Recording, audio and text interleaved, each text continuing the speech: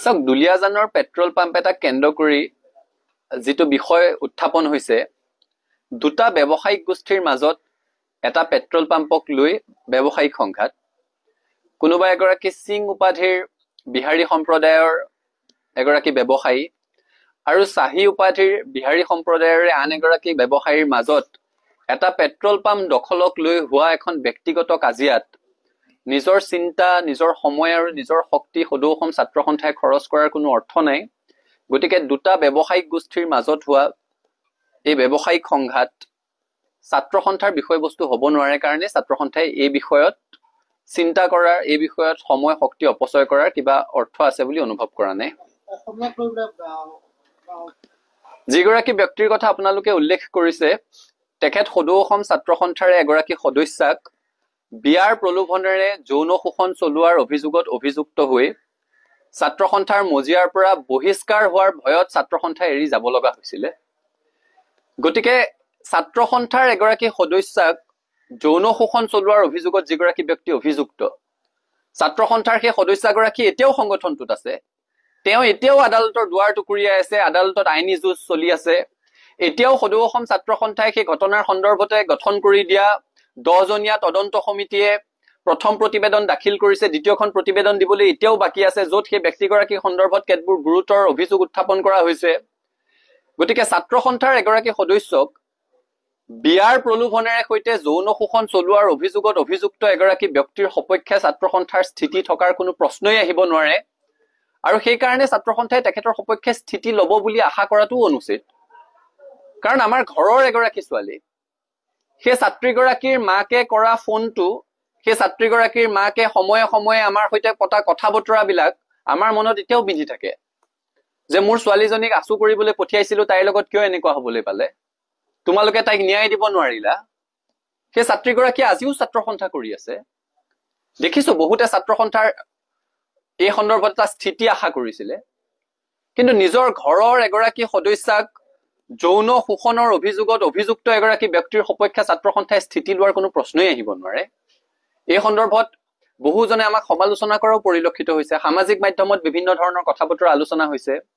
সকলোৱে নিজে এবাৰ সেই কথাটো উপলব্ধি কৰিলেই হ'ল, নিজৰ ঘৰৰ এগৰাকী যুৱতী, নিজৰ পৰিয়ালৰ এগৰাকী সদস্যা, আৰু কেৱল প্ৰেমৰ সম্পৰ্ক নহয়, বিয়াৰ প্ৰলোভনেৰে সৈতে যৌন শোষণৰ অভিযোগত অভিযুক্ত। তেনে প্ৰেক্ষাপটত সদৌ অসম ছাত্ৰ সন্থাই সেইগৰাকী অভিযুক্ত ব্যক্তিৰ প্ৰতি কোনো ধৰণৰ অনুকম্পা দেখুওৱা, কোনো ধৰণৰ স্থিতি প্ৰকাশ কৰাৰ কোনো প্ৰশ্নই থাকিব নোৱাৰে আৰু ছাত্ৰ সন্থাৰ পৰা সেইটো আশা নকৰিবলৈহে সকলোকে অনুৰোধ জনাইছো।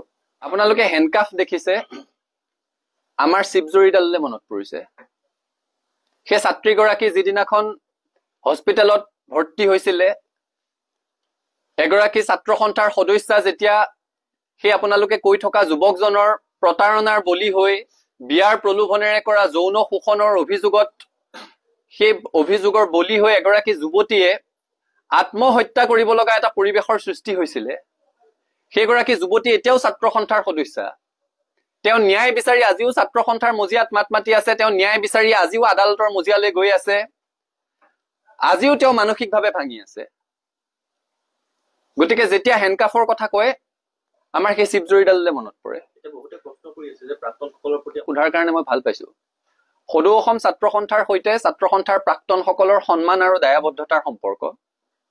আমি তেওঁলোকক সন্মান কৰো, তেওঁলোকে মাতৃ সংগঠনটোক সন্মান কৰে, তেওঁলোক মাতৃ সংগঠনটোৰ প্ৰতি দায়বদ্ধ। আমিও অৰাজনৈতিকভাৱে মৰ্যাদা সহকাৰে জীৱন নিৰ্বাহ কৰি থকা প্ৰতিগৰাকী ছাত্ৰ সন্থাৰ প্ৰাক্তনৰ প্ৰতি আমাৰ সন্মান আছে, আমি তেওঁলোকৰ প্ৰতি দায়বদ্ধ। কিন্তু ছাত্ৰ সন্থাৰ মজিয়াত অতীজৰে পৰা এটা পৰম্পৰা চলি আছে যে ছাত্ৰ সন্থাৰ পৰা যদি কোনোবাই ছাত্ৰ সন্থাৰ অহিত কাম কৰি বহিষ্কৃত হয়, তেওঁলোকে ছাত্ৰ সন্থাৰ প্ৰাক্তন হিচাপে সেই মৰ্যাদাটো নাপায়। এই যিগৰাকী ব্যক্তি ছাত্ৰ সন্থাৰ এগৰাকী সদস্যাক যৌন শোষণৰ অভিযোগত অভিযুক্ত, তেওঁ বহিষ্কাৰ হোৱাৰ ভয়ত ছাত্ৰ সন্থা ত্যাগ কৰি গুচি যাবলগীয়া হৈছিলে।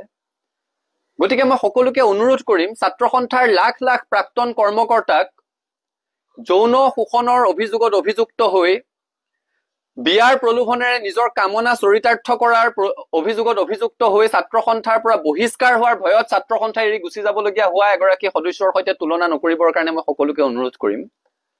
ছাত্ৰ সন্থাৰ প্ৰাক্তনসকলে মৰ্যাদা সহকাৰে জীৱন নিৰ্বাহ কৰি আছে, কোনোবা খুব প্ৰতিষ্ঠিত হৈছে, কোনোবা প্ৰতিষ্ঠিত হ'ব পৰা নাই, দুবেলা দুসাঁজ কষ্টৰে খাই আছে, কিন্তু কোনো অনা অসমীয়া ব্যৱসায়ীৰ হৈ পেট্ৰল পাম্প দখল কৰিব গৈছে বুলি অভিযোগত আজিলৈকে কোনো প্ৰাক্তন ছাত্ৰ সন্থাৰ নেতা অভিযুক্ত হোৱা নাই। গতিকে প্ৰাক্তন সকলক তেখেতৰ সৈতে তুলনা কৰি একাকাৰ নকৰিবৰ কাৰণে সকলোকে অনুৰোধ জনাইছো।